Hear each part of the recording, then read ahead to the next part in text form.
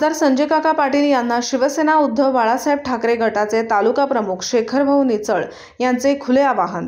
सांगली लोकसभा क्षेत्रातील ब वर्ग तीर्थक्षेत्र विकास निधी योजनेअंतर्गत सांगलीचे विद्यमान खासदार यांनी एकूण 13,56,00,000 रुपये इतका निधी सांगली जिल्ह्यातील तीर्थक्षेत्र विकास कामे यासाठी कालच खासदार यांनी मंजूर करून आणला। काकांचे मनापासून अभिनंदन।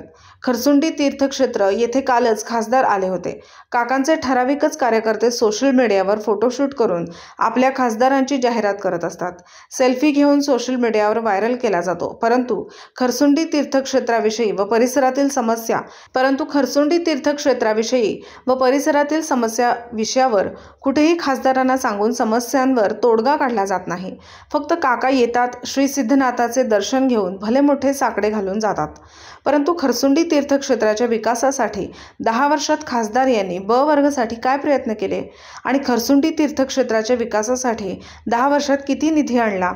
खासदार दर 8 दिवसाला खरसुंडीमध्ये नक्की येतातच। मग असे असताना खासदार यांना 10 वर्षात कधीही वाटले नाही की खरसुंडी तीर्थक्षेत्राचा सुद्धा विकास व्हावा?